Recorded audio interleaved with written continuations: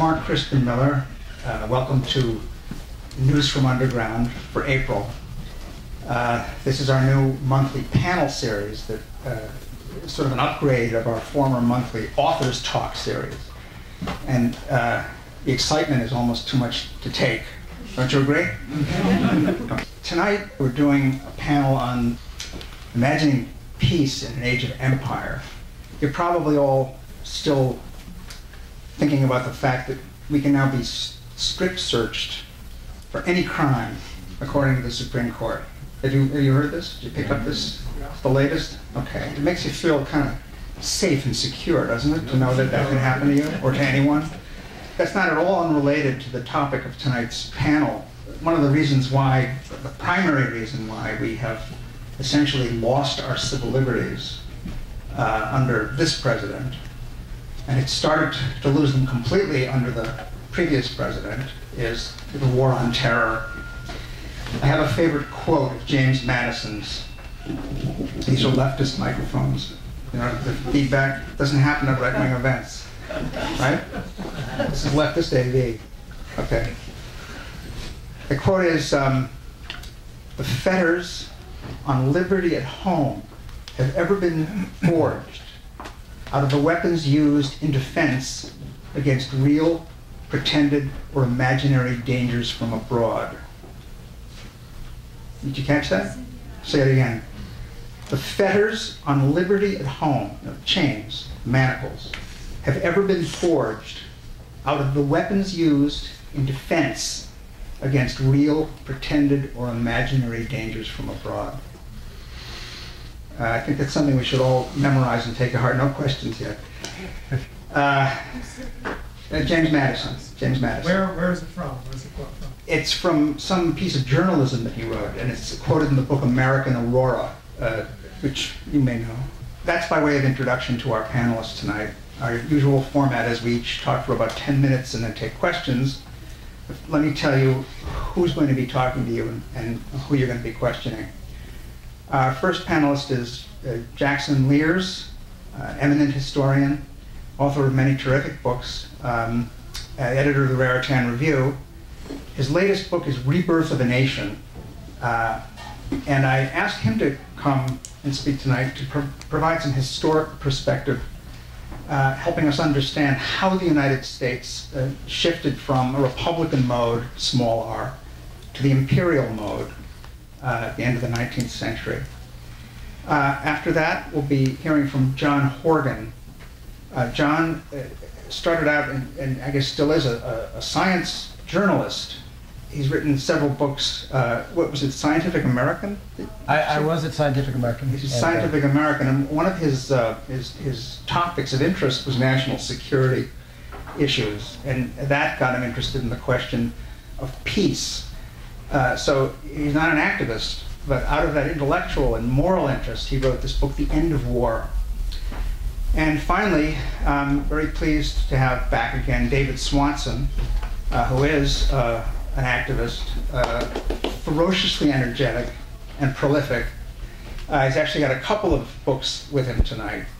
And he'll also be talking about the possibility of something as radical as the imagination of peace in an age like this.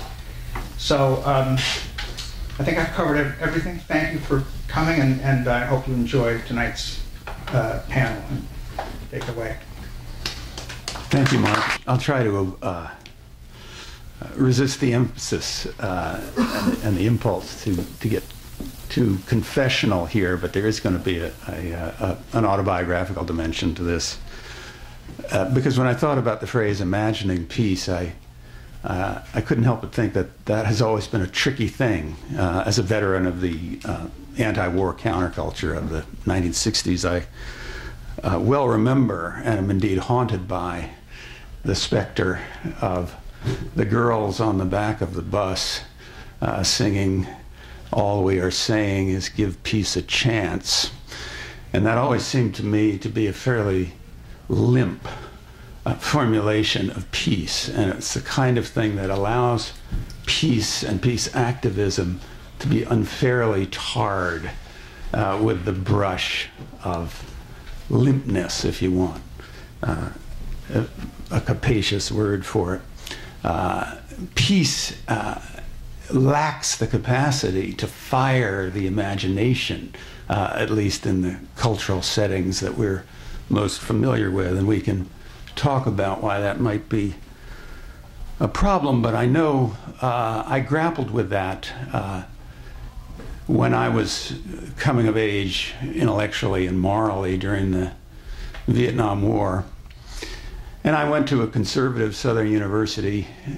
There was no conception at that place in that time of not going into the military, assuming you were healthy enough to do so. I joined Naval ROTC at my university. I became an officer with a top secret clearance, and I was assigned to a cruiser that carried nuclear weapons.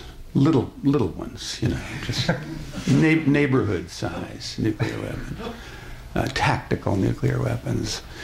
And part of my job, I was told, was going to be a member of what was known as the SAS Team. SAS was an acronym for Sealed Authenticator System, and it was a system devised to keep one guy from going off his nut and starting World War III.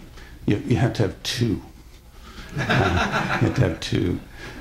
Me and my partner, or whoever the two happened to be. So, who together, only together, could they crack the code authorizing the use of the ship's nuclear weapons, which, by the way, of course, were officially denied to exist. So I was forced into a confrontation with both the mendacity of the national security state up front, and also the, let's face it, the systematic but denatured brutality of it. So when I was being groomed for this elite position, elite at least in terms of security clearances for cryptographers, my department head told me I was going to have an interview with the chaplain to see, as he said, if I had any particular axe to grind for or against nuclear war. And that proceeded to get the wheels turning in my mind. If I didn't have an axe to grind against nuclear war, it occurred to me, what the hell did I have an axe to grind against? And this seemed to me to be quite characteristic of the mentality that the military was encouraging at the time, which was not a kind of rabid ideological fervor, quite the contrary. It was a kind of bland, just doing one's job approach to the situation of having your finger on the nuclear trigger. So to make a long story short, I did a lot of reading and a lot of thinking.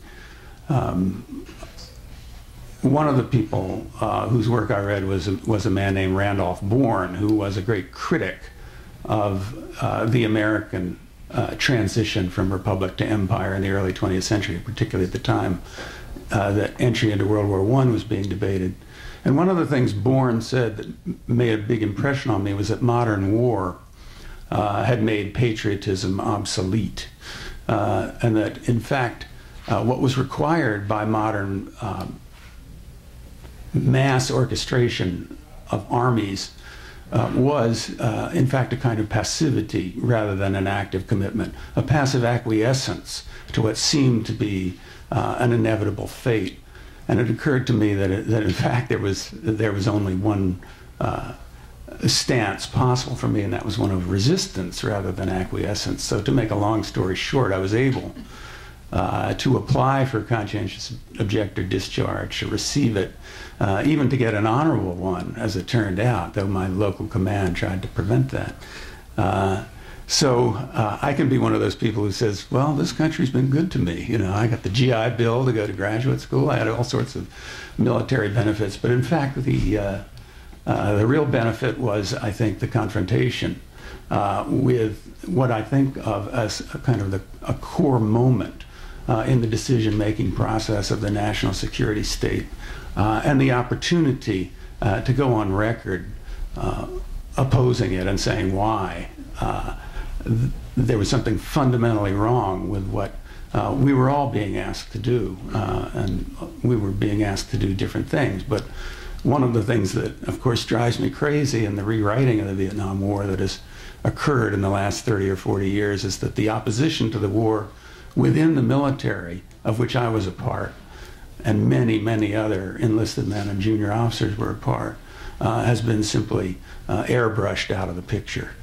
We don't hear or see about that much anymore. We get instead the cult of the veteran as a guy who feels resentful because his service was insufficiently appreciated. But there's no sense of the turmoil that was actually going on within the military at the time. Well, the chaplain had another question, of course, once I actually applied for CO, and that was, well, what would you have done in the case of Hitler? What would you have done in the case of your country actually being attacked? And I said at the time, of course, well, I would have to reevaluate the situation. I wasn't a historian at the time, but I was still thinking in terms of particular historical circumstances, and that you can only answer a question like that, it seemed to me, with respect to particular historical circumstances. Some 30 years on, when the attacks on 9/11 occurred, I pondered my attitude. It wasn't, of course, as fundamentally threatening a situation to me because I wasn't about to be enrolled in the military and sent off to Afghanistan or Iraq for that matter, but I did want to consider what the best reaction was ethically in a situation where clearly the United States had been attacked. That something that I'd found very difficult to imagine back during the Vietnam War, and still I think is rightly categorized that way, but it had in fact happened. So for a while I thought, well, there's at least an implicit argument for a war to target the attackers. But in retrospect, of course, it seems to me quite clear that the militarization of a war on terror, and in fact the very notion of a war on terror, like a war on drugs, was a catastrophic policy formulation, and has had just the kind of catastrophic consequences at home to our civil liberties that Mark was alluding to. In fact, Justice Kennedy, in a piece of lucid legal reasoning at the time of this decision on strip searching, said, well, of course, minor traffic accidents are where you turn up all the bad guys. Timothy McVeigh, one of the Al-Qaeda operatives, 2 days before 9/11 was stopped for speeding. What this had to do with the argument of the case, of course, was an open question, but it was a clear example of how, once again, the war on terror was being enlisted for the war on our own civil rights. So it's clear in retrospect that legal options to military action were the route that should have been pursued, and seems to me could in fact have been a much more successful response to 9/11 than the war model. But why is it that when confronted with a situation like that, our leader's default setting seems to be the war metaphor? That's a question that I did address in my book, Rebirth of a Nation, historically, and I was particularly interested in the notion that military combat could provide a kind of moral, psychological, even physical regeneration for a country that had grown soft in the vices of commerce, as the founding fathers called them. And in fact, there was a good deal of talk at the time of 9/11.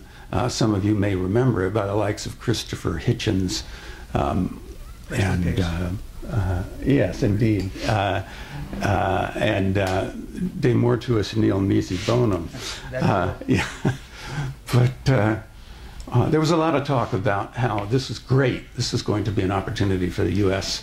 To pull itself together after the drift and self-indulgence of the 90s. And I thought, when I heard that, how resonant that sounded, how familiar with the kinds of things Teddy Roosevelt was saying 100 years earlier about the regenerative impact, allegedly, of actual violent combat. So we have this recurring fantasy which is one of the problems we have to deal with when we're talking about imagining peace. And that is the fantasy that war is somehow nobler, more challenging, more regenerative a state to be in. And George Packer, in fact, said that at the time of the 9/11 attacks. So even good liberals, or people who like to pretend they're good liberals, I think find that line of argument very seductive. And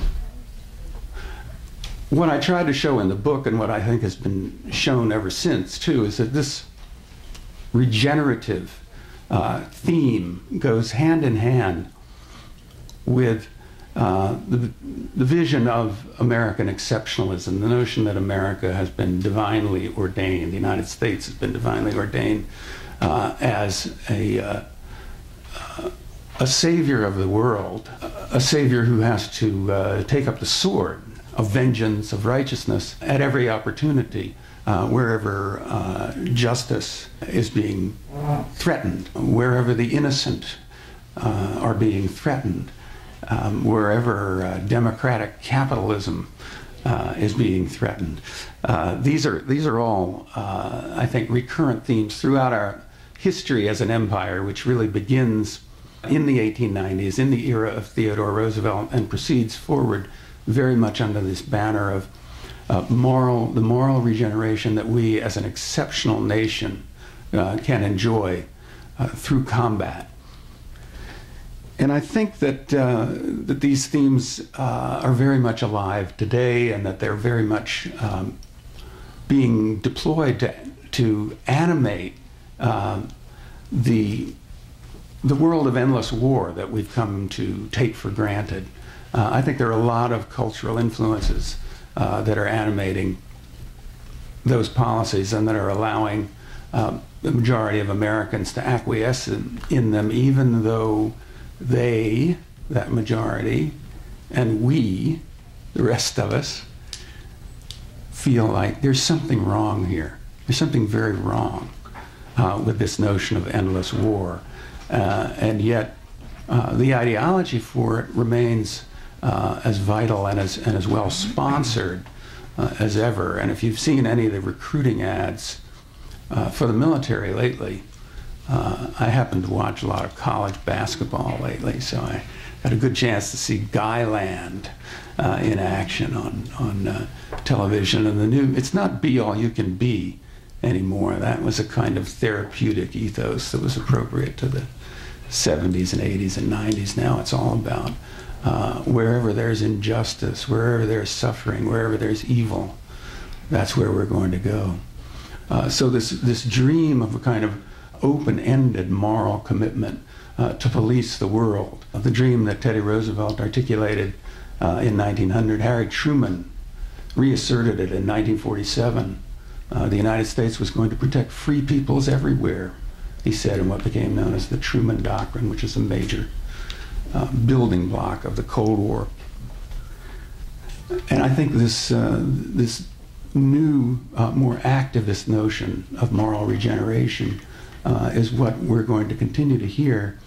It proposes, first of all, a sense of entitlement, that the United States is somehow entitled to a double standard or a triple standard in international affairs, so that we can send the Marines to Australia, we can send the Secretary of State to Burma at the same time, we can reassert our interests in that part of the world.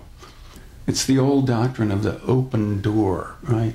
Free trade, free flow of capital, wherever it goes. That's all in the world, the most innocent goal in the world, right, that the Americans are trying to protect. So they're over there in China's face doing that. Imagine what the reaction would be were China to take the same attitude toward Venezuela or Colombia in this part of the world. It would be, of course, unthinkable. And of course the same sort of mentality applies to the Middle East, and it is energized even more fully there. And I agree that this raises difficult questions sometimes about humanitarian intervention and the need for it.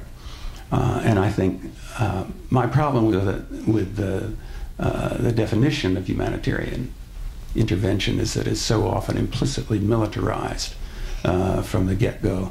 There are lots of kinds of humanitarian intervention that could be, in fact, more effective than military intervention, but what is thought to be humanitarian intervention is almost always military. So we're looking at a society that is still, at least at the level of its mass culture tropes and images, and the kind of din that we hear constantly from our mass media, is still infatuated with the idea of a rescue and looking for heroes in very conventional definitions of that term.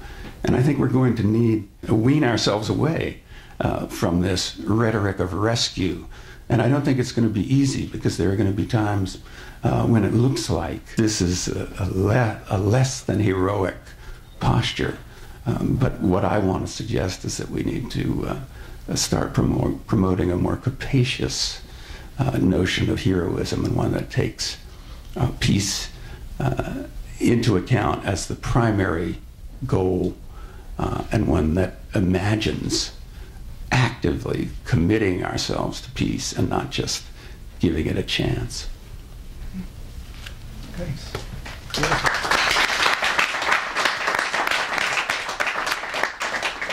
So my concern also is with endless war, and I thought what I'd do tonight is sketch out the ideas in my new book, The End of War. I'll first tell you what motivated me to write it. It started with a talk I gave at a church. I live up in Cold Spring, New York, on the Hudson Valley, right across from West Point. And I have a friend who's a priest at Episcopalian Church. I gave a talk on, the title was, Is War in Our Genes?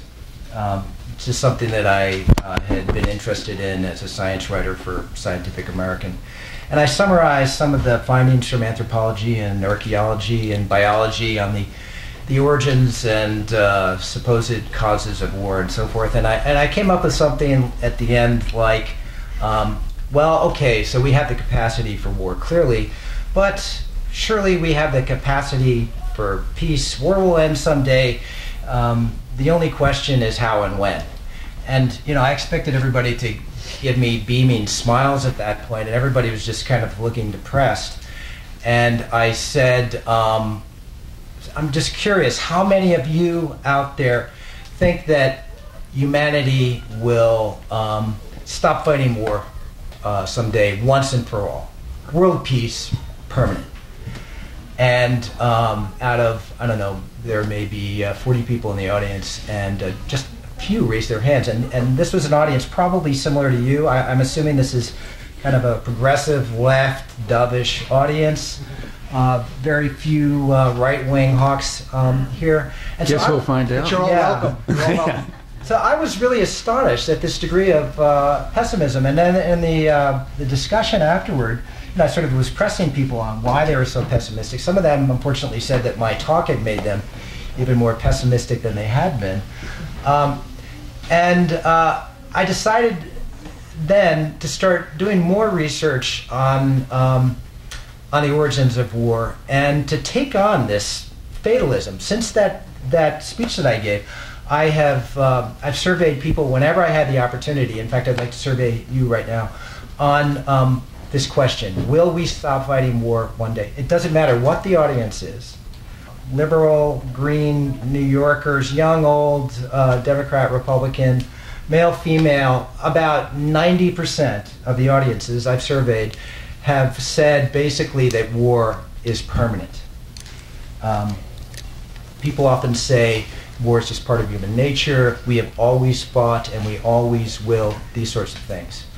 And so I actually want to ask you, how many of you think that humanity, and it doesn't count, you know, some of my students, when I ask them this question, they say, yeah, war will end after everybody's dead. If we're invaded by aliens, humans will join, you know, so they have these sorts of optimistic responses. So, you know, I really mean world peace. No, let's just restrict it to war between states. A world without any war, or even the threat of war between states, where international relations between any two countries are basically similar to what we have today between the US and Canada. How many of you think we will have a world like that someday? Okay, this is a pretty, so that's maybe, I don't know, 5 people out of, I guess there are 40. So that's a pretty optimistic, response. I just gave a talk at Rutgers, and these were people in international affairs, and people who want to make the world a better place. There was an audience of about 40 people. I think one person raised his hand and said he thought we would end war. They all thought that it was absurd and naive to think that war could be ended someday. So I've also asked people why they have this belief, and I've isolated a couple of key theories. And one is just the ancient idea that war is in our genes, and particularly it's the result of innate male aggression, more specifically, not just kind of the aggression that gets us into bar fights and so forth, but there's an idea that males have this kind of instinct that causes them to band together in little hostile clumps and go out and seek other people and beat the crap out of them and kill them. And there have been various versions of this proposed by scientists over the years. A really popular version has become extraordinarily widespread and just completely accepted as dogma. Comes from observations of chimpanzees. You've probably all read about this, banding together and raiding chimps from a rival troop and killing them. There's an anthropologist named Richard Wrangham who's said that this indicates that war is probably millions of years old. It goes back to the common ancestor with chimpanzees. I just want to assure you, if you want the details, you can read my book. It's an absurdly flimsy argument. It's based on a handful of these observations of chimps, and these lethal raids are almost certainly a response to a couple of things. First of all, putting out bananas. It first happened on Jane Goodall's reservation. She was putting out bananas to entice the chimps closer, and they started fighting over the bananas. Also, there was encroachment on chimpanzee habitat. All right, so really, that should not be taken seriously. Another idea is that, okay, well, we'll forget about the primates, but warfare might go way back in human prehistory because we have seen certain tribal human societies fighting. Classic example is the Yanomamo in the Amazon, were popularized by an anthropologist named Napoleon Chagnon. Especially in the 90s, there were all these claims that these pre-state societies, very simple tribal societies, fight like crazy. The Yanomamo definitely did when they were observed by this anthropologist. Okay, the problem is, so we have established war is not just a disease of civilization. That has really been shown conclusively. The question is, how far back does this go? When did it start? It doesn't go back hundreds of thousands, let alone millions of years. Evidence for war really emerged in human prehistory starting about 10,000 years ago. Now, some people say, well, there wasn't evidence of anything before 10,000 years ago, which is false. There was evidence of the origins of religion. You have burials going back tens of thousands of years. Art, music, cooking, hunting, very complex tool making. You have evidence of these things going back, in some cases, hundreds of thousands of years. So why not evidence of war? But there is a very distinct pattern of war emerging in various places around the world, at actually different times and different locations. So then the question is, why did war arise? Another really common theory that, again, I rebut in my book and is very popular right now says that war comes from resource competition. It's Malthusian. You have too many people inevitably. We reproduce too fast to be sustained by the land, and so we start fighting over water and game and oil today, and these sorts of things. The problem is, if you actually look at the literature in anthropology and you look at modern history of warfare over the last couple of hundred years, there are some wars where economic factors were quite important, but there are many wars where they weren't significant, and especially in anthropology, it's just not clear-cut relation, especially between things like population density. All right, so why did war arise? I think the best theory comes from Margaret Mead, who I think is, she's reviled by a lot of modern scientists, and especially this very hawkish cabal at Harvard, including this guy Richard Wrangham, Edward Wilson, and even Steven Pinker to a certain extent, because she emphasized the importance of culture so much. But Mead's writings really hold up well. Mead said that she called war an invention, a cultural innovation that can emerge in any society, and for a wide variety of reasons. Maybe it is fighting over a water hole. Maybe it's two men fighting over a woman, and then it leads to a feud between their different families. Maybe you've got a charismatic sociopath who just wants to go out and kill people and, you know, rape and pillage and all that. He convinces people to follow him. Once war emerges, it becomes this self-perpetuating, Mead didn't use this term today, we would call it a meme. It transforms the cultures in which it emerges. They become military cultures, which elevate martial skills to the highest values of their culture, which also perpetuates war. You said that war is actually, men go to war because of passivity, in a way, and I think it's true. I think what this analysis suggests that we don't go to war because we're wolves, we're innately aggressive, predatory, because most men are traumatized. Most soldiers are traumatized by combat. We go because we're sheep who are conforming to the values of our culture. So, you know, what's the optimistic conclusion that I can take away from this? Any society can be infected by war. That's the dark side of this. But any society can also renounce war and militarism if it sort of collectively decides to do that. And you have plenty of examples of that in anthropology, also in modern history.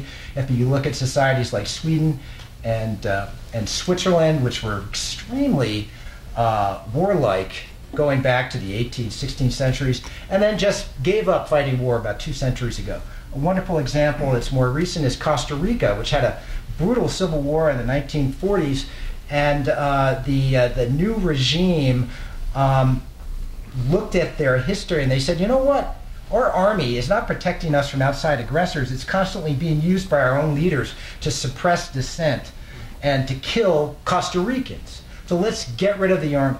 Costa Rica now regularly comes out on the top of these happiness indexes that are compiled by economists. And it's obvious why, because they take those resources and they invest them in education and healthcare and tourism and infrastructure. One more little optimistic tidbit that I'm sure you've read about. We happen to be in a period of relative peace compared to any time in the 20th century. The last 10 years, in spite of the awful bloodshed in Iraq and Afghanistan, the casualties were fewer by about an order of magnitude than the average rate of casualties in the second half of the 20th century, and about 2 orders of magnitude less than the casualty rate in the first half of the 20th century. So I think my hopeful spin on this, and you know, you can, I welcome blowback on this. My hopeful spin is that we're actually waking up and realizing that war is not just immoral, it's stupid, it's insane, it's this primitive, ridiculous behavior, it's a relic of our past, and we really need to abolish it once and for all. I think we're ready to do that. I think we need to disabuse. We need to pick leaders who have the courage and imagination of helping us envision a world without war.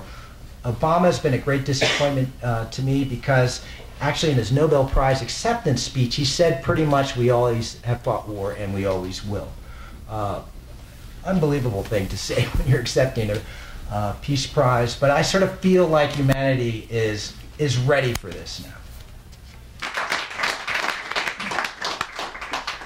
Well, I'm thrilled to be on this panel, and I've learned a lot already, but I want to continue John's survey and give you all a chance to raise your hands again, hopefully. Do you think that war is illegal? This is the best room I've ever been in my life. I have been in rooms of many hundreds of people, and like John, had a handful of hands. And I've even asked then, in desperation, do you think war should be illegal? And still got a handful of hands, you know, whereas if I had asked about rape or slavery or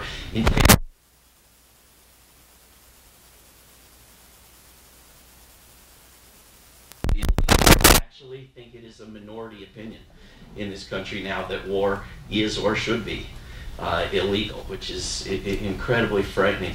Now I want you to fantasize, and feel free to close your eyes, whatever helps, but imagine if we had a peace movement that was funded by the richest of the 1%, that was absolutely mainstream, welcomed in every hall, every organization, every church, the backing of every religious denomination, the voices welcomed in the major media outlets, the buy-in of the bankers and the Republican senators and the Democratic senators, and absolutely mainstream, the parents and teachers organizations, the American Legion, every institution backing the peace movement, and not just a peace movement to make one particular war a little bit atrocious and support our troops better, but to abolish war, to eliminate war of every sort.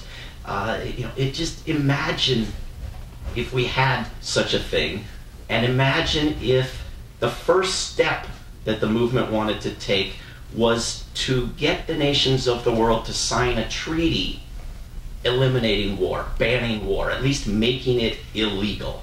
And you know, there was a song written in 1950 that many of you may have heard that said, you know, last night I had the strangest dream I ever dreamed before. I dreamed I saw a mighty room, and the room was filled with men, and the papers they were signing said they'd never fight again.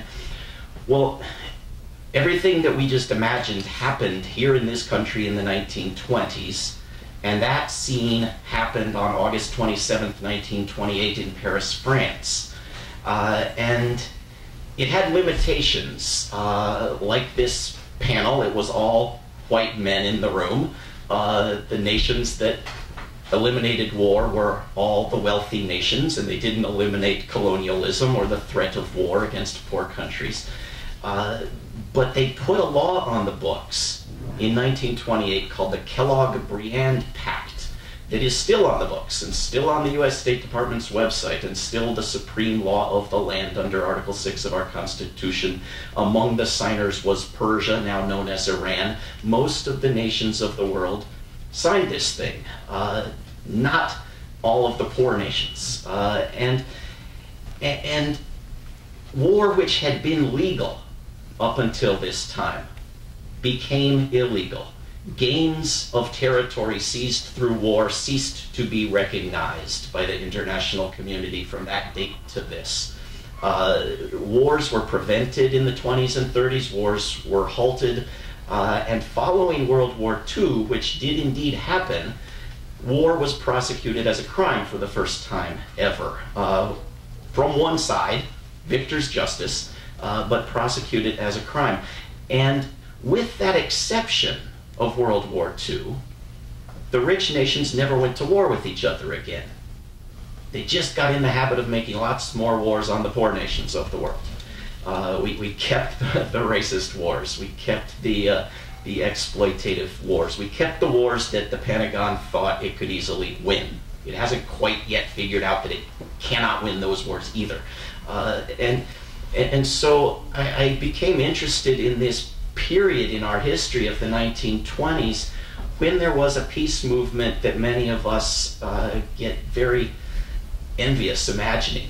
A peace movement incredibly well funded and organized and mainstream that thought in completely different terms. They didn't think about halting a war or altering a war, but of banning all war, and very specifically sought to ban not just the bad wars, not just the aggressive wars. I mean, this was a a vision of generational change. It was going to take many years. This treaty was going to be the first step.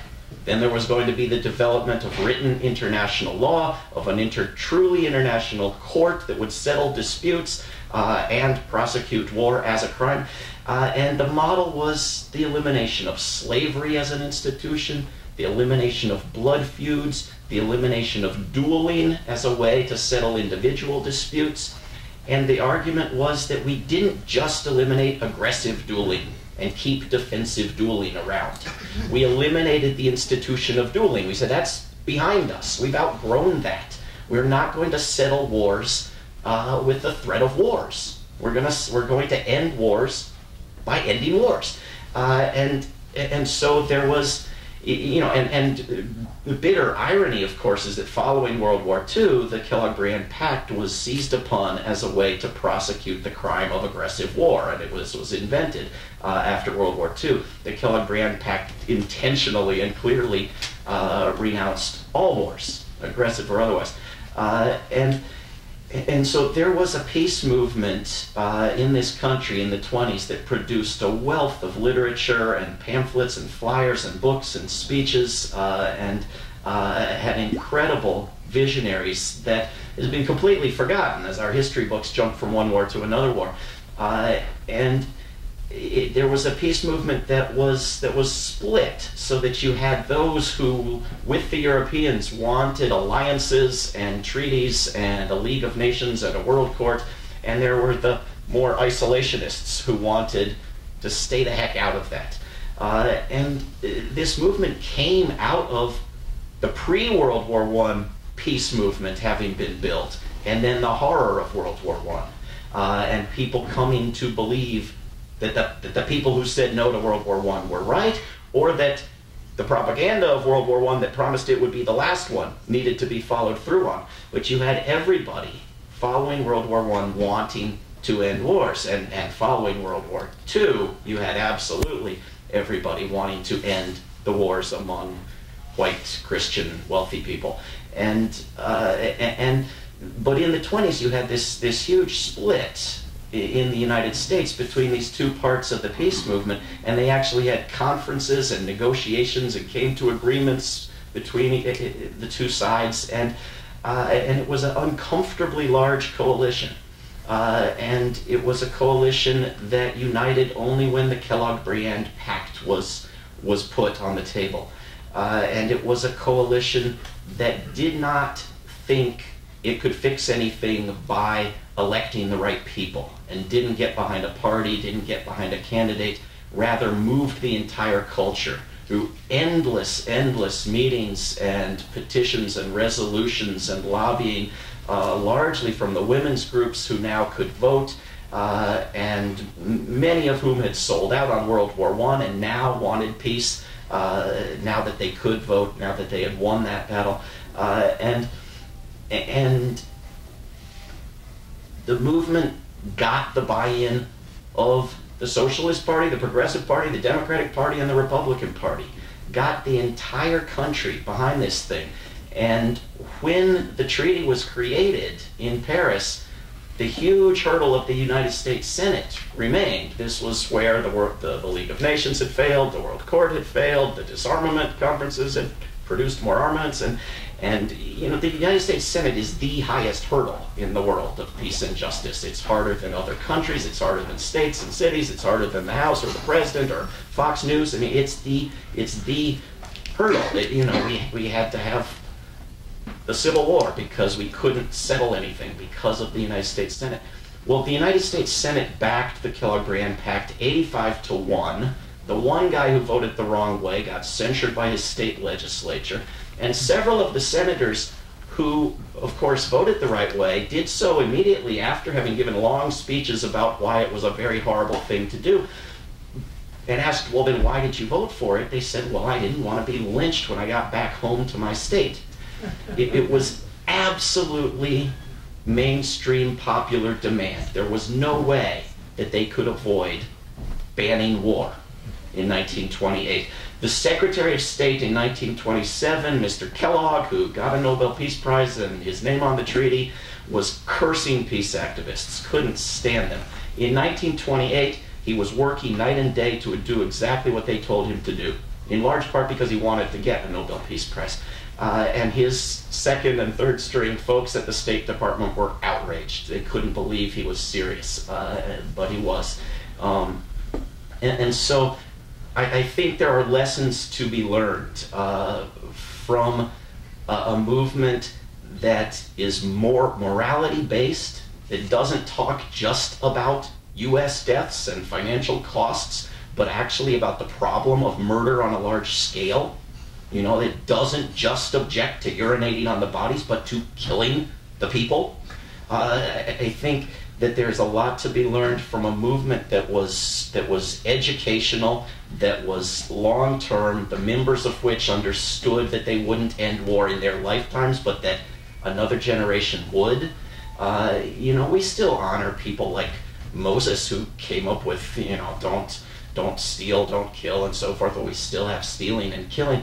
These people who came up with the first law that said we're not going to have war anymore, that stigmatized war, that made it something that you had to claim was a last resort, deserve an immense amount of credit. And so I think the possibility of ending war, I think the question that John asked, if he had asked it in the 1920s, he would have gotten every hand.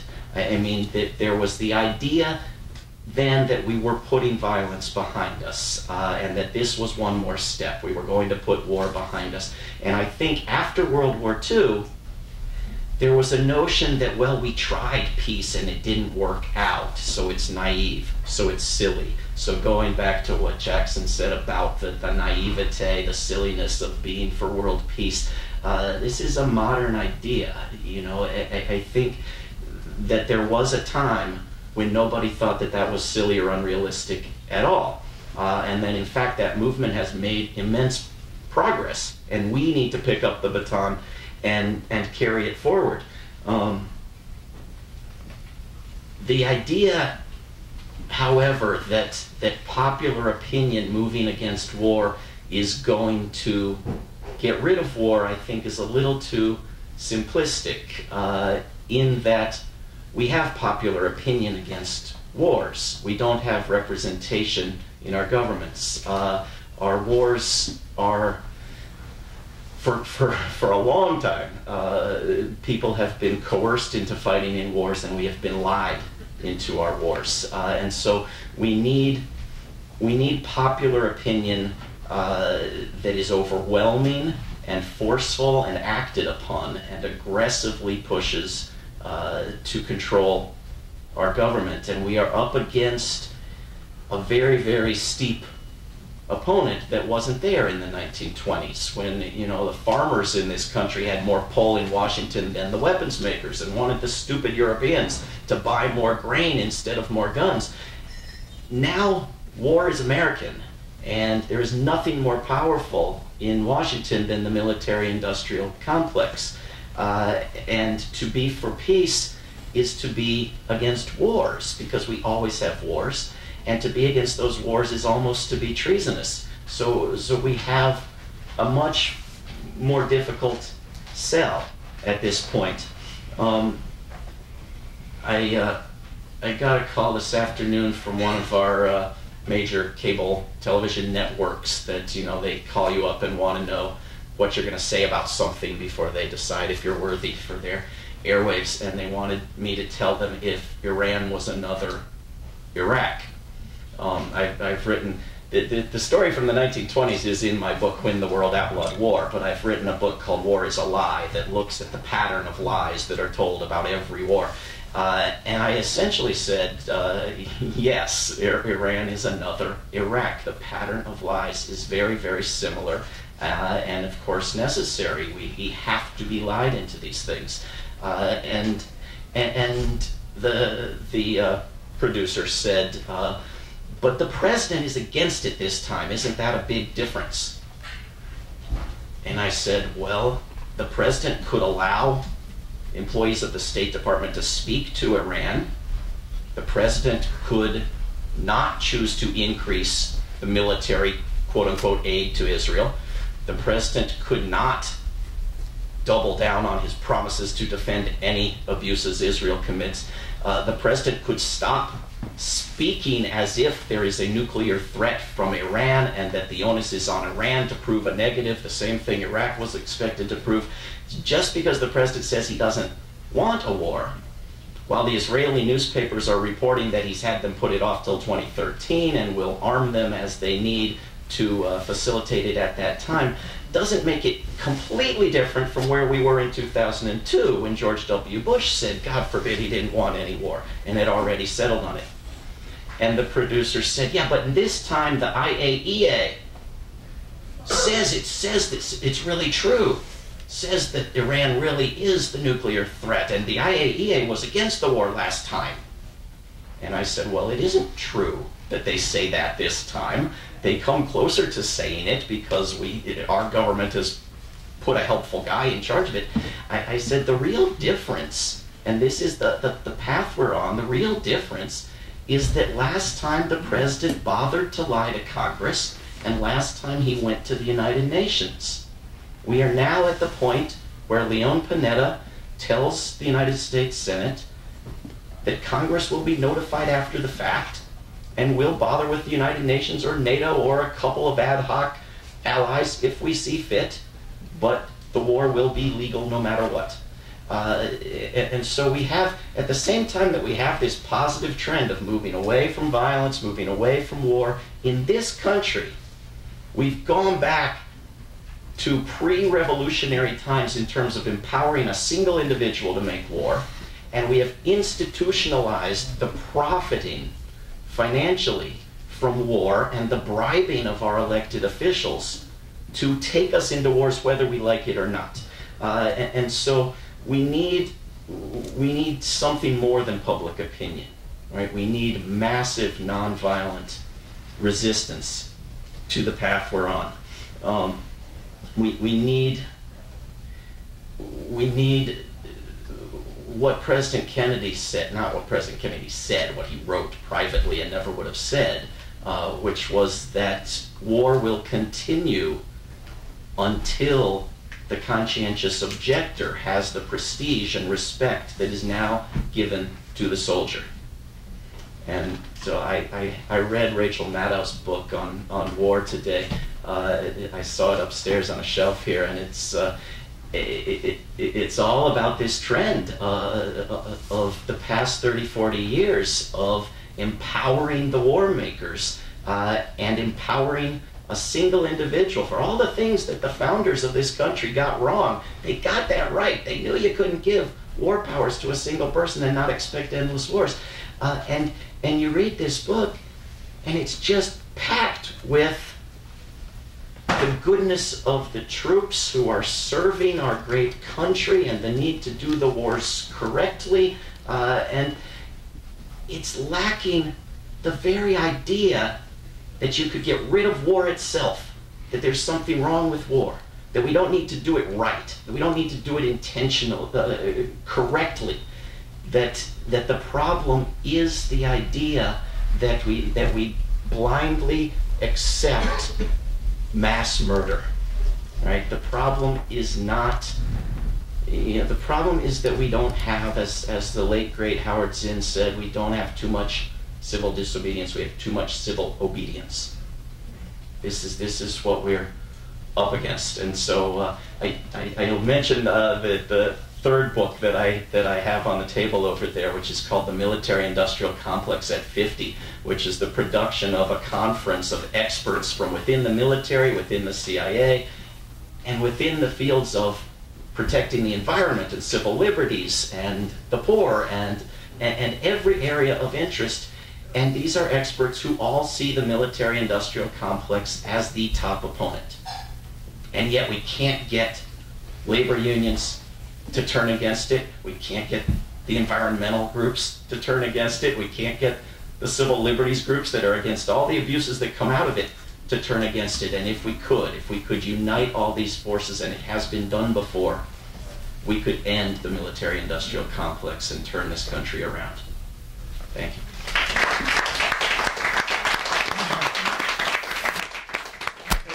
Okay. Questions, comments? What could be more important? I've given quite a bit of thought to this matter of war. For years now, I've been reading and rereading the work of Ernest Becker. I don't know how familiar he is to any of you. The denial of death. Yes, among others. I wish I had the capability of summarizing his thinking, which addresses this propensity, this long historical, unspeakably disturbing fact of mass murder, of war, of killing. So I don't go on too long. Let me say, Becker, as far as I'm concerned, though I haven't really made any kind of study of this, has singularly and clearly addressed himself to why there's war, why people can't help, groups can't help but kill each other, using psychology and sociology, philosophy and theology, an extraordinary range. Why people do such bad things to each other. Let me read these two sentences and I'll sit down. You have to begin to scheme to give man an opportunity for heroic victory that is not a simple reflex of narcissistic scapegoating.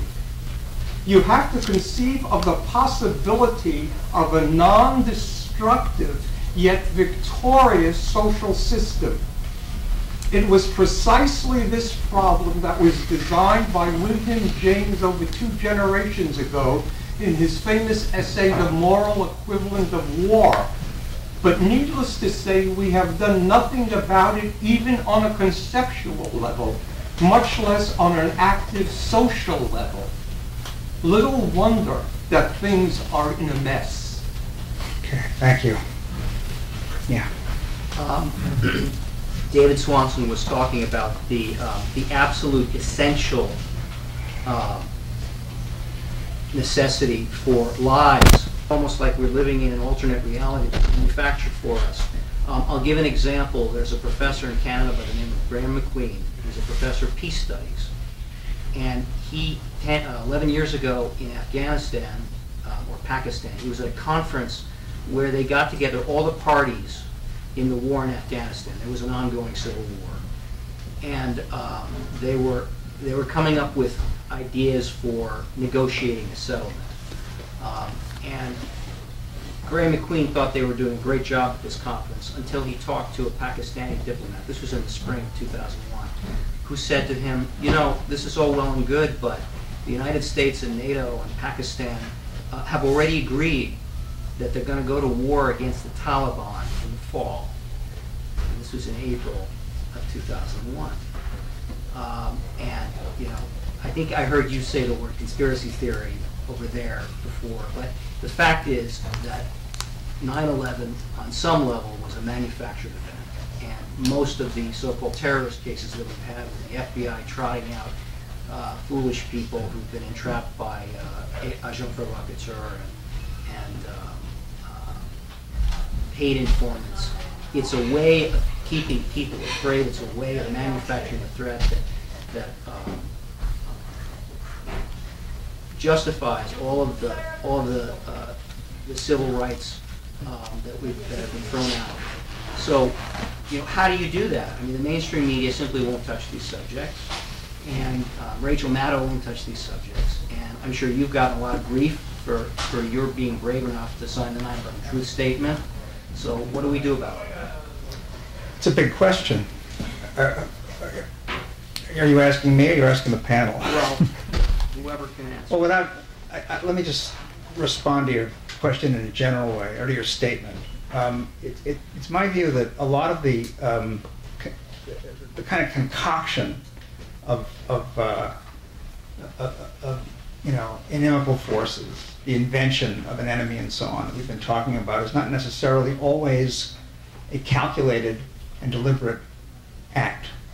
For me, the most significant thing, the most interesting thing in that Madison quote that I recited is he said, real, pretended, or imaginary dangers from abroad. I actually do believe, for example, the accounts I've read of Cheney actually believing that there were weapons of mass destruction in Iraq. The people who knew him said he was absolutely convinced of this. Now, it's easy to,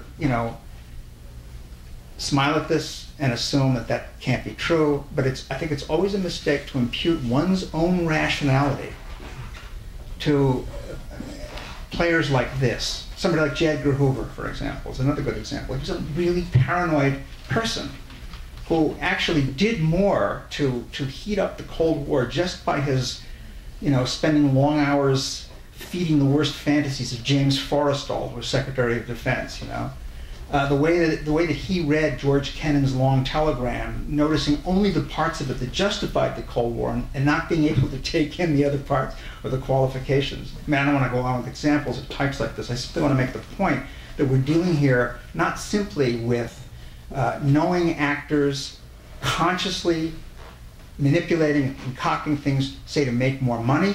We're also dealing with a kind of pathology where people are projecting their own darkest impulses onto the other, and that's, I think that the quote from Becker actually does sort of touch on this, because it refers to narcissism. But, if we're going to end war, I think we have to come to terms with this kind of projection and this kind of pathology. What would you say to that? Yes. Indeed. Now, I would also say that the example of Rachel Maddow is probably a good one, though we don't need to pick on her particularly, as she's a bit more benign than a lot of the mass media people we have to deal with. But it does seem to me, I agree completely that there's a real argument for a reassertion of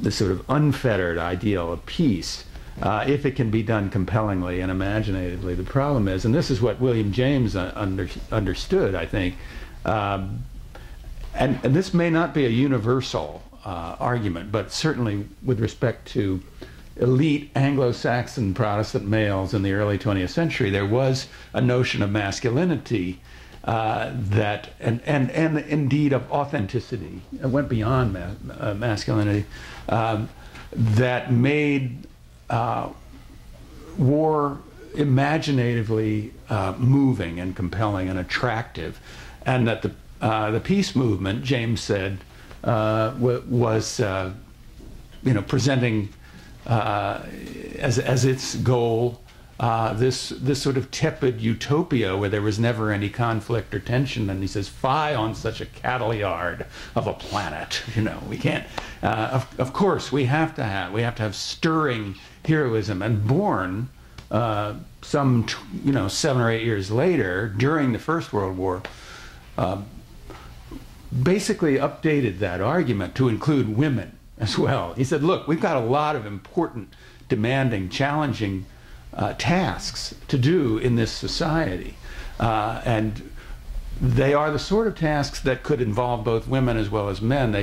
They involve caretaking, they involve taking care of sick people, they involve rebuilding what we now call infrastructure. You can go through the list, but something has to be there to move people, some sense of a task that compels the imagination. So it seems to me we are faced with almost a kind of rhetorical problem here, because the rhetoric of mass culture, when it comes to violence and when it comes to war, is all on the side of the most conventional kinds of heroism you can imagine. And what's interesting to me is, the peace movement you described in the 20s was very much a reaction against the mass murder of World War I. It was absolutely appalling quite understandably, people recoil from this into an idea of away with all war. Nothing could ever justify this again.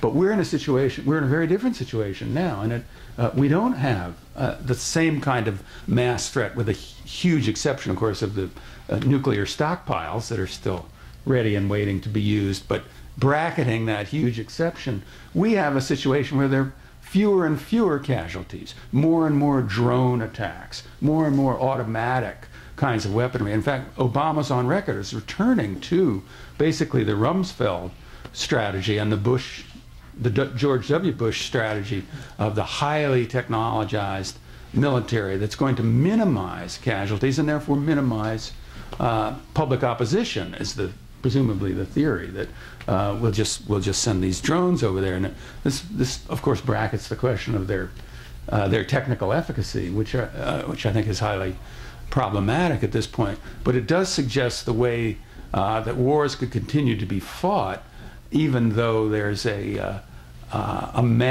think a majority sentiment against going to war, which is why American presidents, we haven't had a declared war in this country since 1941. Not a single declaration of war, and yet we've fought almost continually.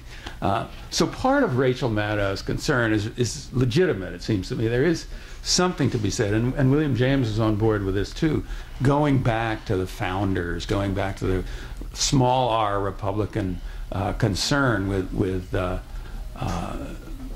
resisting empire, resisting a standing army, resisting all of the seductions of overseas invasions, and yet and doing it on the basis of constitutional tradition, which clearly, if they were taken seriously, would genuinely restrict war makers' power. So it's a complicated situation, but I think it does involve a challenge to mass culture. When I think about this strip search ruling, seems to me, and the 5 judges who support it, basically a free hand for the police. I mean, we're talking about a militarized police now in this country, as we know from the Occupy movement and what happened to it last fall and what is likely to happen to it again. So there is a task, it seems to me, of sort of trying somehow to recognize the power of those mass culture images, to speak to the paranoia and rage and fear of not only our leaders but our populace, that will allow people to tolerate the notion of torture in ways that they haven't done before, and certainly to tolerate overseas interventions with minimal casualties that are largely run by automatic technology. So I think the idea of building a mass peace movement is very appealing to me, but it does have to, as William James said, the war against war is not going to be a Sunday picnic or something like that. It's the first line of the moral equivalent of war. But this is a very demanding task, it seems to me, but absolutely necessary, of course. David, do you want to reply to that? Yeah, I do, unless John does. Go ahead. Well, I don't mean to pick on Rachel Maddow, and she is better than the rest of them, and if a million people would read her book, that would be terrific. It's much more good than bad. But you could read her entire book, just as you could listen to the comments that you just made, and have no idea that there are any non-U.S. casualties from our wars. Sure. I mean, we talk about minimizing the casualties. We have the death counts in our newspapers. We talk about the U.S. Civil War as the most costly to human life of all U.S. wars, and we ignore 98% of the victims of our wars. And I don't think we can do that and make the strongest case that we have to make against this madness, because it is mass murder, and the people we're murdering, and U.S. media consumers have no idea of this whatsoever, but most of them are not Americans. And the #1 killer of the troops is suicide, right? And so we're worried about not ending the wars because they might be killing themselves in vain. if we ended the wars. It's madness, right? And so the need to find something to replace war that's as good morally, that's a moral equivalent of that insanity, has diminished, I would argue, from the time that William James wrote that. I don't think that people are seeking all of the same things he thought they needed to seek and could only find in war or something close to it. And I think that since his time, the tactic of nonviolent action has proven itself not only far more effective in resisting tyranny than war, and far more lasting, but also war's moral superior in terms of people seeking out solidarity and opportunities for sacrifice and risk and adrenaline and development of power and community. I think that what people can find in Zuccotti Park and Tahrir Square and the capital of Wisconsin is far superior to what anybody ever sought in war. And so I think we have to sort of push people in the direction of engagement with nonviolent activism as an alternative to war. And yes, we're always playing out scenarios if we're going to, here's when we're going to attack Afghanistan, and we have the war game scenarios for Iran now and so forth, but we never have the peace game scenarios. Nobody ever plays out what might happen if we tried this step toward peace in this situation. And so we have to advance that alternative. Just because I wanted to pitch this idea to this crowd, and I'm not sure how much time we have left, I'll just get something off my chest. So one of the consequences of this idea I have that war is this infectious meme that can infect any society, I think, is that you focus on militarism itself. You try to get rid of militarism rather than doing other things first that diminish militarism and the probability of war. So what do I mean by that? If, you sort of look at some of the great peace schemes in history, they usually require some dramatic transformation in human society. We all embrace the same religion, for example, or we all sort of become perfect Christians and just express total love of each other. We get rid of capitalism. We get rid of economic inequality. We get rid of all poverty, of gender inequality.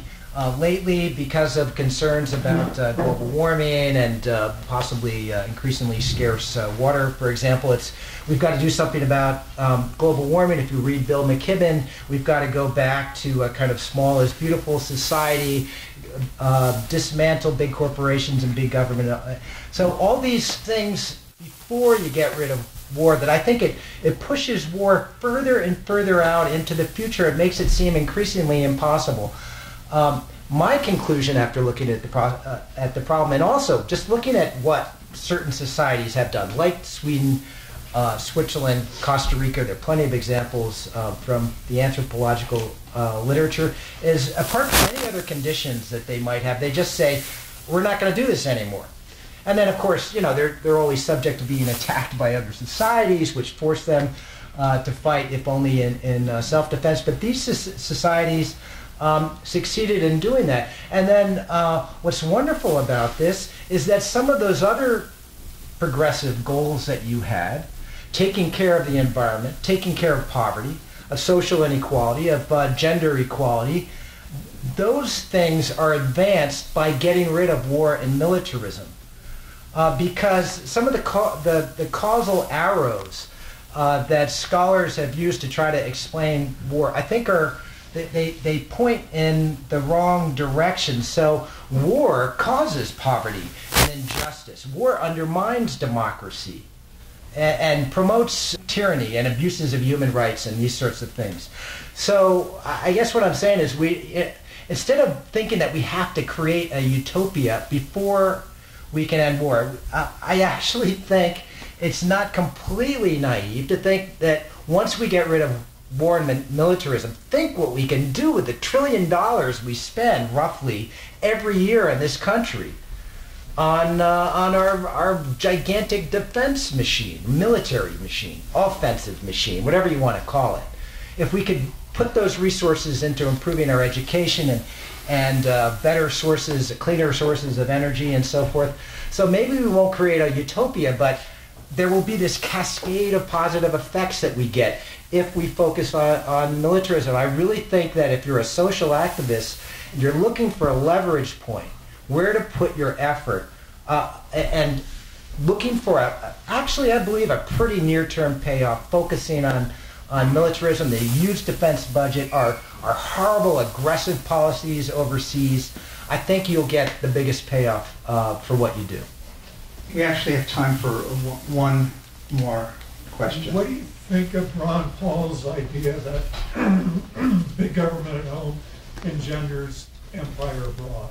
So I've got an 18-year-old son. All his friends are into Ron Paul. I mean, I think you all know the problem with Ron Paul is, first of all, he's got the sort of strange stance on abortion.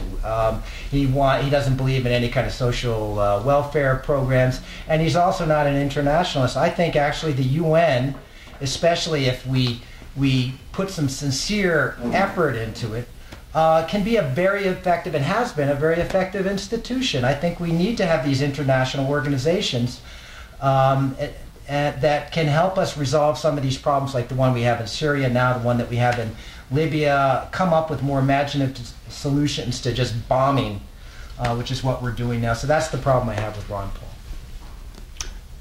I think the specific question that you asked, though, is a very interesting one, even though I agree completely that Paul has all sorts of problems with respect to his positions on domestic issues and all sorts of contradictions. A libertarian who is opposed to women's right to choose is a contradiction, obviously, and his use of libertarianism. By the way, it's not mainstream libertarian. No, I understand that. That's a fairly craven attempt to curry favor with the Republican right. In fact, it seems, but I do think the argument about big government is an interesting one, because it seems to me, and I remember having this conversation with my friend Andy Basovich, who has been, I think, one of the leading critics of militarism in the last 10 years or so, and certainly one of the most forceful. I was hopeful at the time, not because I thought Obama was going to be our savior in any way, not because I thought he was a kind of inherently transformative, but I did hope for deliverance from the coup that was unfolding under Bush, Obama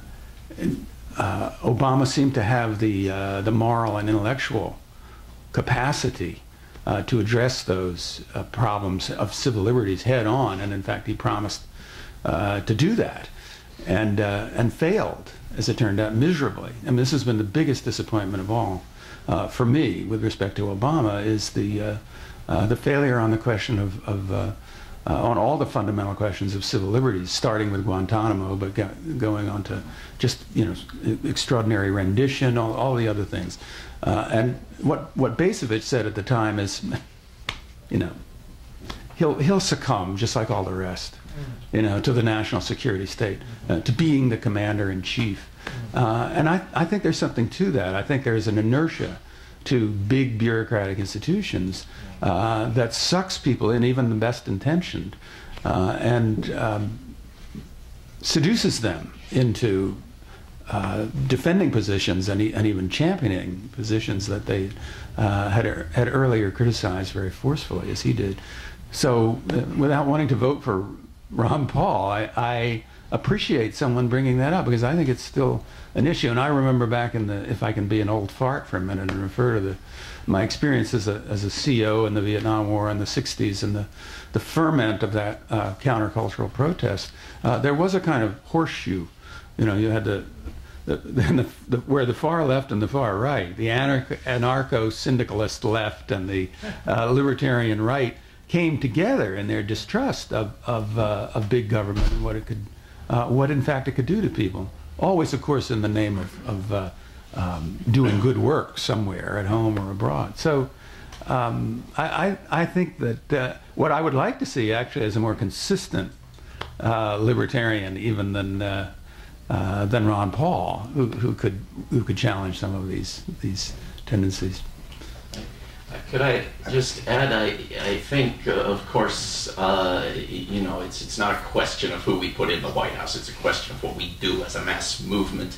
And I think the lesson from the 20s is to not make your movement about a person. Don't be Ron Paulers. Be libertarians. You know, I mean, you cannot unite people across a coalition if you're behind a person, because that person has incredibly outrageous, offensive positions as well as the good ones. I think I'm not disappointed with Obama, and I think that, you know, whether he's failed in trying to fix this disaster or succeeded in making it worse is a matter of perspective. But I think that, to your question, the military-industrial complex, as the biggest share of our big government, indeed creates these wars, as Eisenhower warned.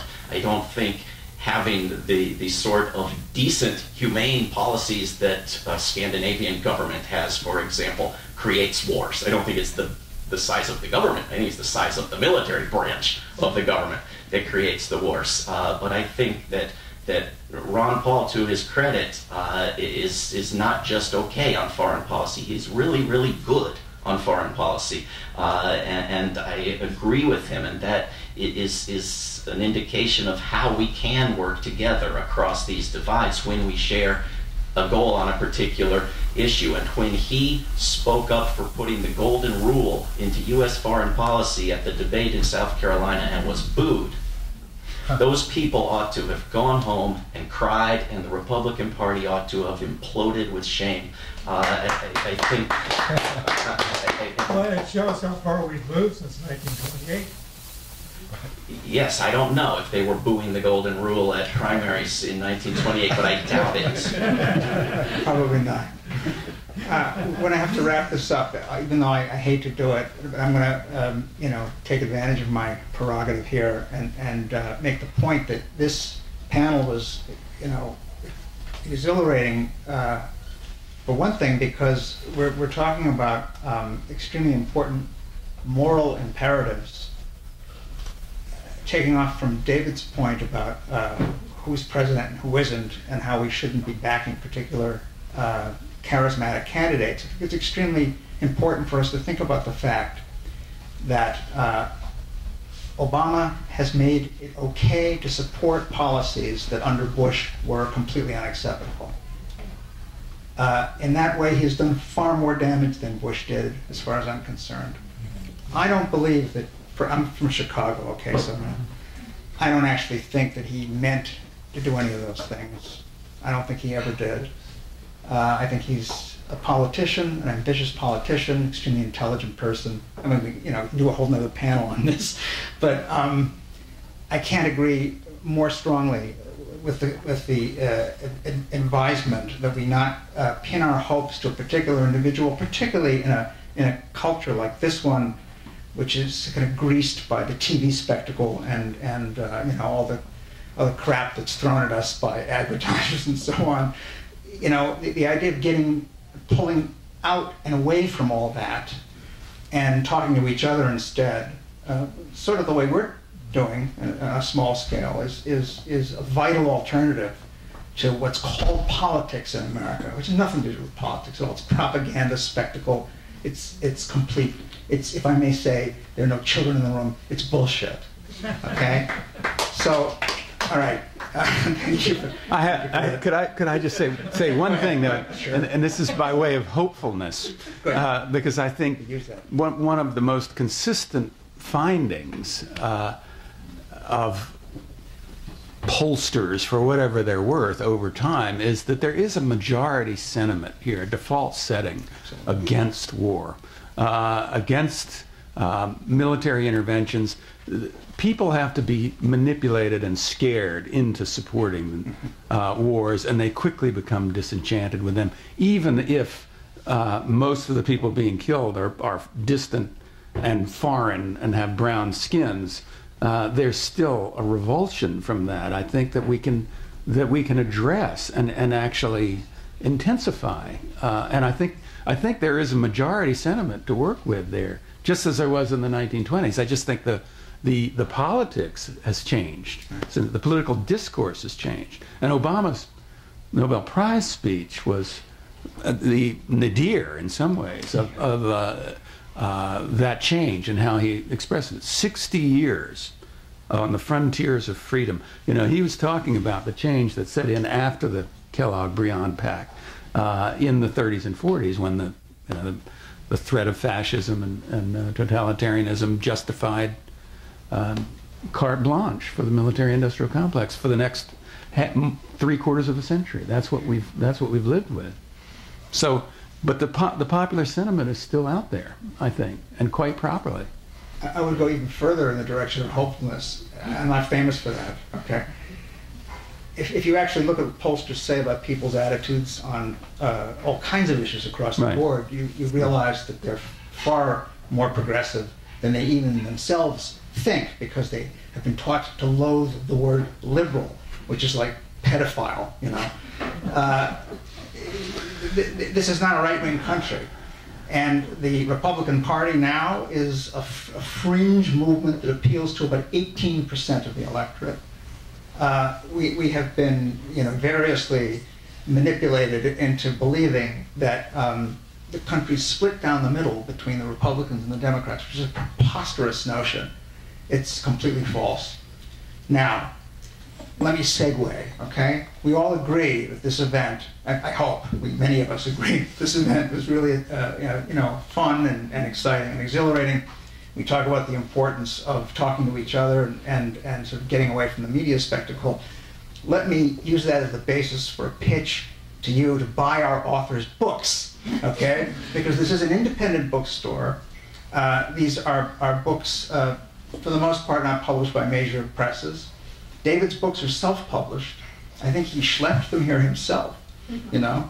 So, have a heart and repay these people for their brilliance tonight by actually buying their books.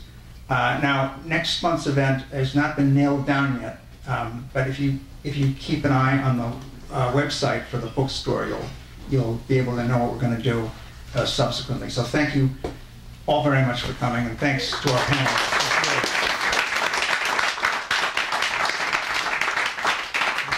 They will sign the copies. Here to sign your When were you in Vietnam? I wasn't in the.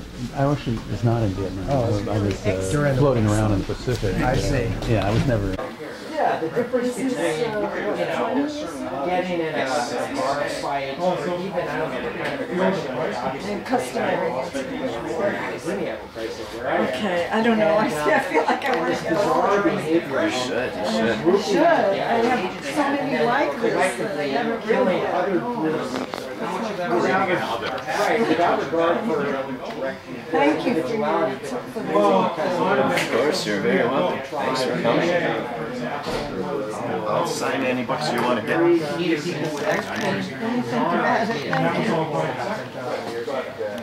So it's not a natural byproduct. Yeah, it was a development of the organized society.